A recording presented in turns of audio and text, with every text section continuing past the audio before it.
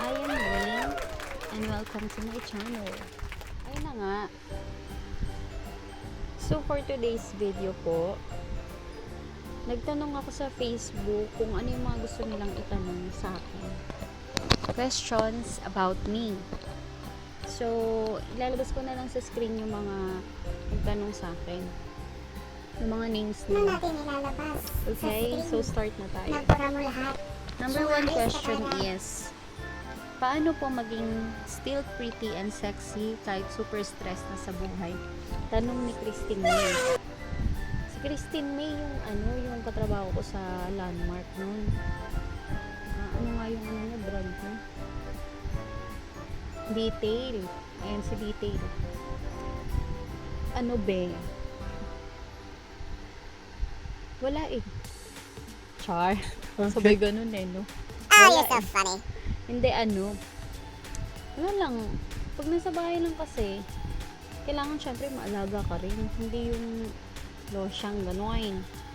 Hindi na uso siguro yung ngayon, yung mga other mommies.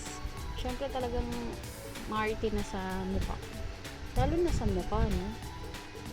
Yung sexy, be. Anong sexy pinagsasabi mo? Walang ganun. Hindi ako sexy, no? Pero yung stress, oo. Char. Ayun lang.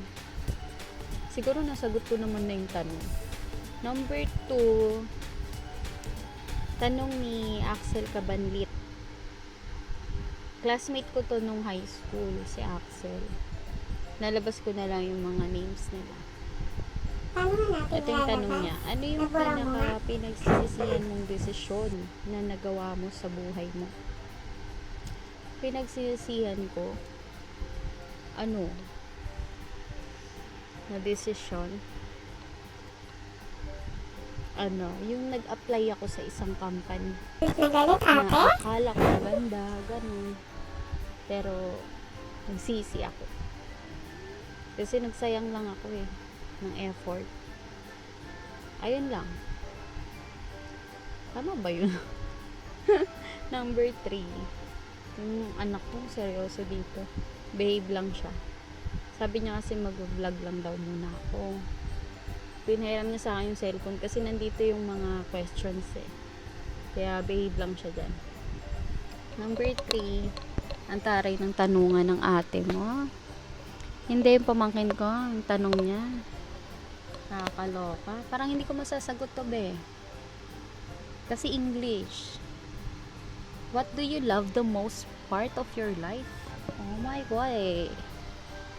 What do you love the most part of your life?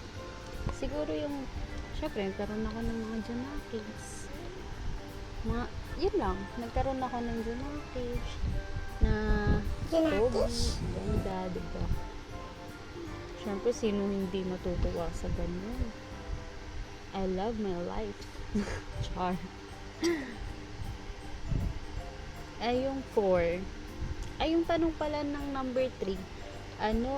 Kay Chochi Ungad, pamangkin ko. Number 4, pamangkin ko na naman. Si Nori Joy Ungad. Para kanino ka bumabangon? Ate? Mga tanungan mo din, ano? Ako? Para kanino ka bumabangon? Siyempre, sa kape. Alam mo namang addict tayo sa kape. Char. Hindi, syempre sa family. Syempre, sino ba namang hindi gustong bumangon, no? Ayun lang. Number 5. Ano ba naman to? Nakakalungkot na number 5. Pamangkin ko ulit. Si Laika naman. Tanong niya, how do you survive? Simula na wala po sa tabi mo si Lola, yung mama ko. Paano ba ako nakasurvive? Actually, na-depress talaga ako nun. Kasi, halos magkasunod lang Pinanganak ko yung 7 days siguro na ng pagkamatay niya. Nanganak ako sa bunso. Tapos, syempre, nasanay ako na na naalagaan ako ni mama. Kasi yung panganay ko, Siya lahat yung nag-ano sa akin. Nag-alaga, ganun. Lahat ng pangangailangan ko. Super spoiled ako kahit may asawa at mga anak na ako. Ganun siya. Hindi ko rin alam, siguro nagdasal lang. Dasal lang talaga. Tapos inisip ko pa rin naman yung mga bata kahit depressed ako. Grabe yung depression ko nun kasi alam mo yung postpartum depression, 'di ba? Siyempre kakapanganak ko pa lang. Tapos namatay siya. Siyempre sinong hindi masasaktan sa ganun. Tapos ayun, nagdasal lang ako, nagabayan niya na lang ako, ganun. Actually, hindi pa rin ako maka-move on. Kasi pag nanay mo talaga ang nawala sa'yo, sobrang hirap. Sobrang hirap talaga. Sobrang sakit.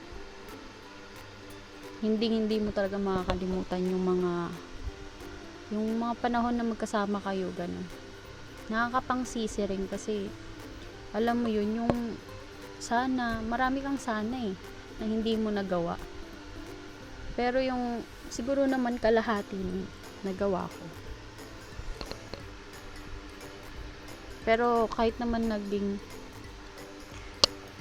naging pasaway ako noon, bumawi ako sa kanya bago siya nawala. Palunok na lang Ayun ako lang. dito kasi Number naiyak 6. na talaga ako. Pinipigilan ko lang. Ano yung naging lesson na natutunan mo sa buhay mo? Ano? Huwag maging masyadong tanga. Ganun. Huwag maging masyadong tanga. Yun lang. Kay Nori Joy Ungad ulit yun Number 7. Bakit mo nagustuhan asawa mo? At ano ang nagustuhan mo sa kanya? Tanong to ni Satra. Yung kababata ko sa Muslim compound. Ano nga ba? Kasi di man siya kagwapuhan Char. Sense of humor. Mabait. Ganon. Sense of humor, mabait, tapos maalaga, maporma, malinis sa katawan. Kasi may kahit negro siya. Naka-negro no? Pakita ko lang yun. Kahit negro siya, maayos siya sa sarili niya, malinis. Ganun. Tapos, nagkakilala rin kami sa Saklan doon. Tapos, yun. Hindi ko na alam Talagang pinaglaban no?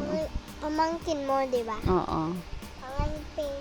Tapos, ayun lang. Sinama ko mo dyan. Kasi, Number 8.